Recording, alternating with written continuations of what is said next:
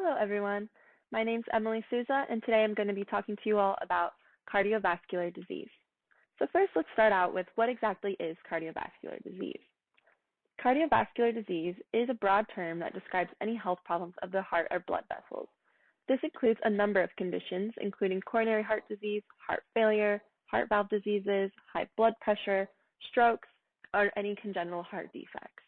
The most common of these diseases is coronary heart disease, which is caused by narrowed or blocked arteries due to plaque buildup. This can eventually lead to heart attacks and strokes that often cause death. Now let's look at some facts and statistics related to cardiovascular disease. Cardiovascular disease is the leading cause of death worldwide, and it takes an estimated 17.9 million lives every year. In the U.S. alone, nearly half of the population is affected by some kind of cardiovascular disease, and 4 out of 5 of these cardiovascular deaths are due to heart attacks or stroke. There is some good news when you look at the trends over time of cardiovascular disease. It has been seen that over the years, cardiovascular disease rates have been going down, but it is still a huge problem because it is still the leading cause of death worldwide, and there's a lot more that can be done to help prevent it. Now let's go ahead and look at some of the symptoms, causes, and risk factors of cardiovascular disease. When it comes to cardiovascular disease, it can often go undiagnosed for very long periods of time because people do not actually realize they have a heart disease until they experience the symptoms of a heart attack, stroke, or arrhythmia.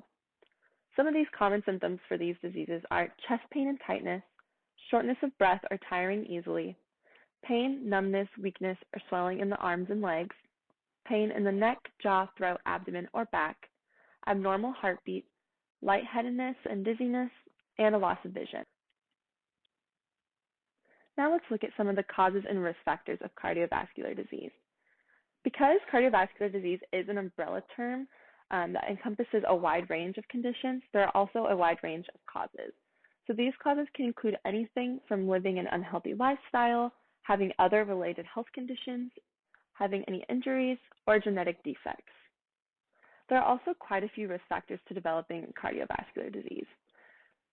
These include having diabetes, being overweight or obese, having an unhealthy diet, being physically inactive, excessive alcohol drug use, smoking, stress, high blood pressure and blood cholesterol, having a family history of heart disease, and also age and gender can have an effect.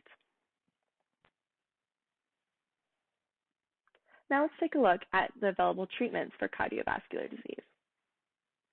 There are varying treatments depending on what type of cardiovascular disease a person has, but the possibilities include heart surgery or procedures like coronary artery bypass, balloon angioplasty, and any type of valve repair or a complete heart transplant. There are also many medications that can be used to treat heart diseases like aspirin, beta blockers, and blood thinners. And you can also have medical devices implanted like pacemakers, prosthetic valves, or in-chest defibrillators. Finally, let's take a look at how cardiovascular disease can be prevented. Some cardiovascular diseases, as we've seen, are actually at birth and are defects of the heart, and these can actually not be prevented. But most other types of cardiovascular diseases can be prevented with simple lifestyle changes, like exercising 30 minutes a day, eating a healthier diet, maintaining a healthy weight, reducing and managing stress in your life. If you smoke, quitting smoking can greatly decrease your risk for cardiovascular diseases, and controlling other health-related conditions that will affect heart or blood vessels. Another important factor that would be considered in preventing cardiovascular disease is increasing preliminary screening for these diseases.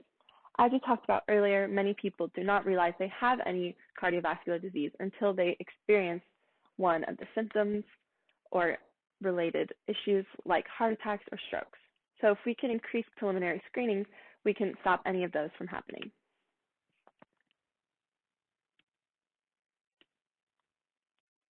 Finally, here are my references. Thank you so much for watching.